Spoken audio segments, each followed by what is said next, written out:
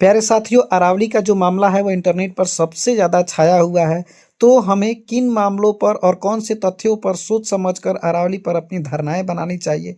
क्या सरकार अरावली के लिए सही कर रही है या गलत? ये राकेश सर के विचारों से हम लोग समझेंगे, जानेंगे और समझने का भी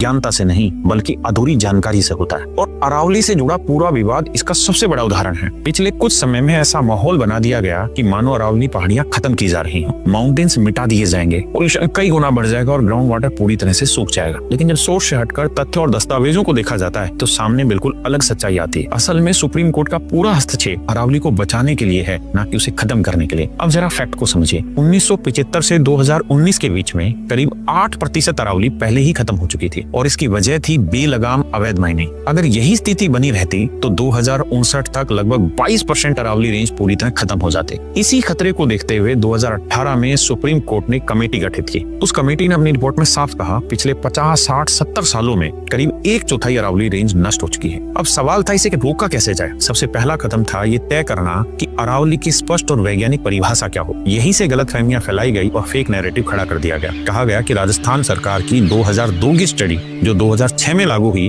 उसके मुताबिक सिर्फ 100 मीटर से ऊपर की पहाड़ियां ही अरावली हैं और बाकी इलाकों को माइनिंग के लिए खोल दिया जाएगा, जबकि हकीकत इससे बिल्कुल उलट है। 100 मीटर वाली परिभाषा सिर्फ जियोलॉजिकल क्लासिफिकेशन के लिए थी, न कि संरक्षण खत्म करने के लिए। बाकी क्षेत्र पहले भी संरक्षित थे और आज भी हैं। अरावली सिर्फ राजस्थान तक सीमित नहीं है, ये गुजरात, हरियाणा और दिल्ली तक फैली हुई है। इसलिए जरूरी था एक कॉमन और यूनिफॉर्म फ्रेमवर्क तैयार किया जाए। इसी वजह से सुप्रीम कोर्ट ने फैसला लिया, एक टेक्निकल टीम बनाई जाएगी जो गुजरात से राजस्थान तक पूरी अरावली रेंज का अध्ययन करेगी और उसके बाद ही तय होगा कि कहां माइनिंग संभव है और कहां पूरी तरह प्रतिबंध रहेगा। तब तक के लिए सभी प्रकार की माइनिंग पर पूरी तरीके से स्टे लगा दिया गया। यहाँ तक कि 100 मीटर से नीचे के क्षेत्र और 2 अरावली पहाड़ियों के बीच 500 मीटर का इलाका भी पूरी तरह से सेफ जोन रहेगा। ये फैसले सिर्फ पर्यावरण को बचाने के लिए नहीं है, बल्कि उन ईमानदार अधिकारियों की सुरक्षा के लिए भी है जिन्होंने अवैध माइनिंग के खिलाफ लड़ते हुए अपनी जान तक गंवा दी। 2022 में हरियाणा में नूह डिस्ट्रिक्ट में डीएसपी सुरेंद्र सिंह जी अवैध खनन रोकते हुए ट्रक से कुचलकर मार दिए गए। 2015 में करीबन 200 हथियारबंद लोगों ने सरकारी अधिकारियों पर हमला किया जो अवैध माइनिंग की जांच कर रहे थे। 2024-25 में माइनिंग के लिए इलाकों को विस्फोटकों से उड़ाया गया, जिससे स्थानीय लोग घायल हुए और घर तक क्षतिग्रस्त हो गए।